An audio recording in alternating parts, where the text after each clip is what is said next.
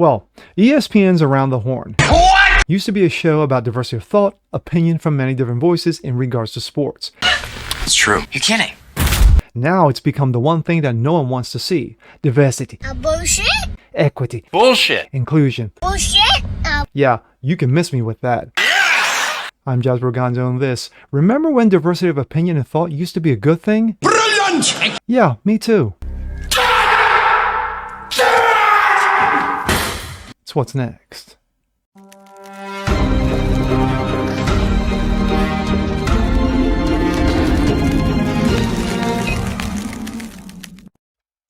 What's up, ladies and gentlemen? Jasper Gonzo, what's next? Your daily dose, common sense, facts, and salt. Hope you guys are feeling good today on this Wednesday. And of course, I am getting off to a late afternoon start.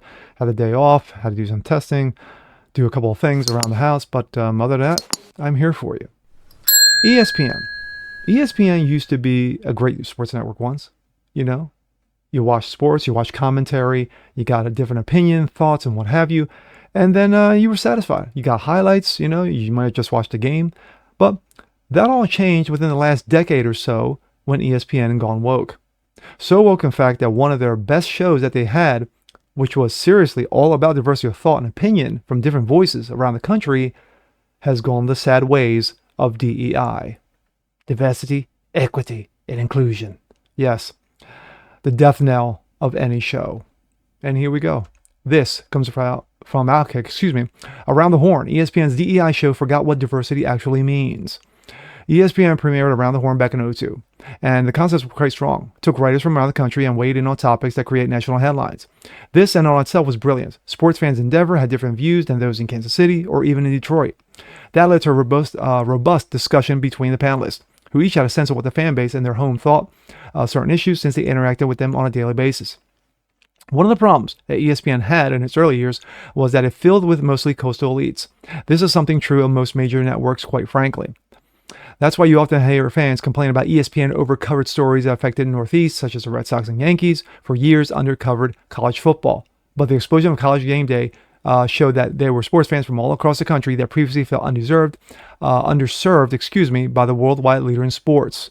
To me, that helped birth Around the Horn. ESPN leadership, which was not the same then as is now, recognized that the idea of trying to make all fans across the country feel like their team mattered was a winning strategy.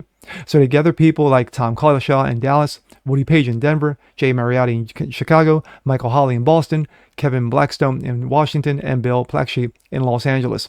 And the show worked. It worked very well. The format was fun and perspectives were varied. It became the perfect lead-in for Pardon the Interruption that thrived in that spot for years. But at some point, everything changes. Around the Horn, which was arguably ESPN's most diverse show, at least in terms of viewpoints, underwent a bad transformation. What was the transformation? Well, the modern hijacking of the word diversity.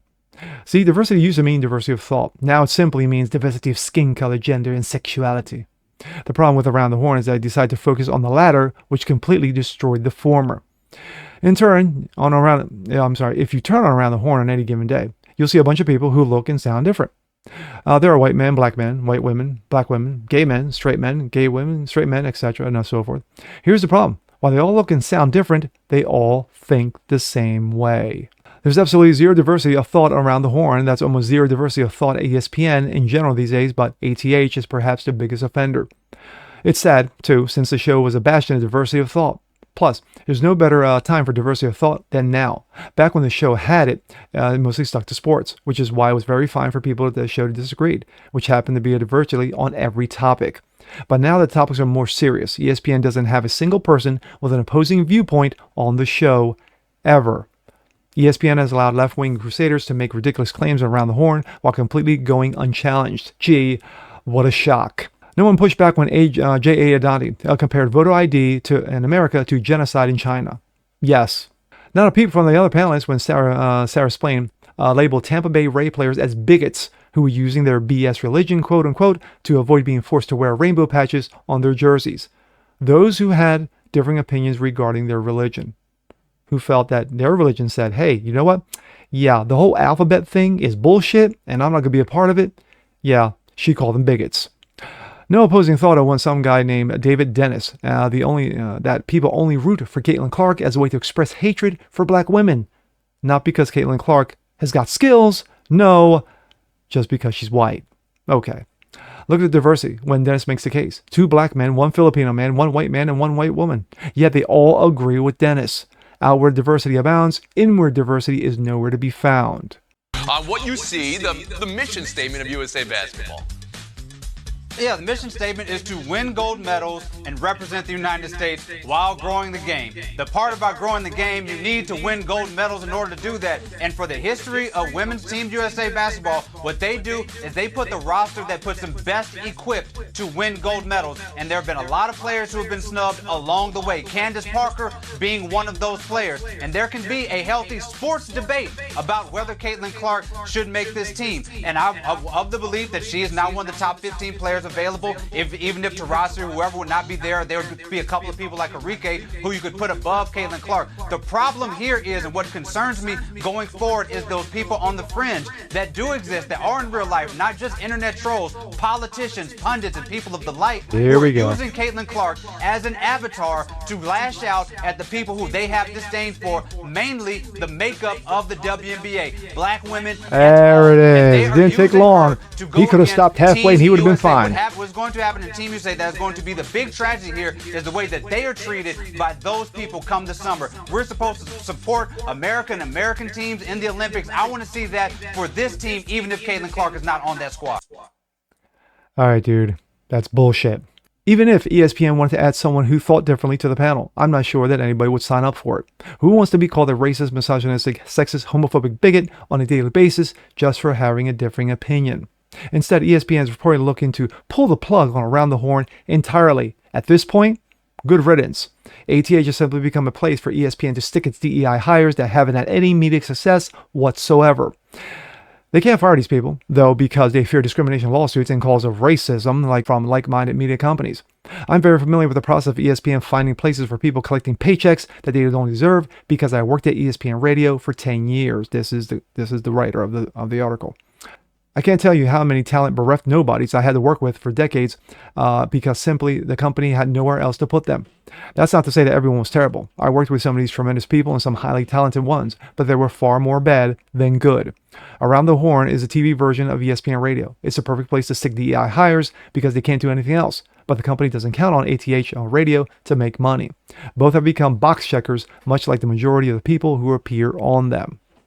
Take a look at how many in the past and present Around the Horn panelists, and if you don't believe me, how many of those on ESPN radio shows have almost no real success in sports media business.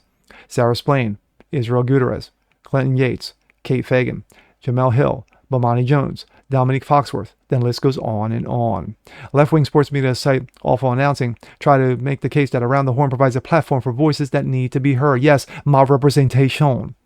I argue the exact opposite. A spot on the Around the Horn simply means that you have no original thought and just parrot the same talking points as everyone else, while perhaps a different skin color or gender. It means ESPN has nothing else for you to do, but doesn't want to risk a lawsuit or claims of racism or homophobia or anything else. But don't expect me to be sad that it's going away. It still might be on the air for now, but the spirit of Around the Horn died a long time ago.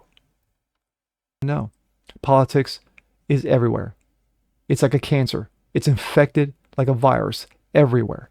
And sports, sadly, is just another victim of this whole situation.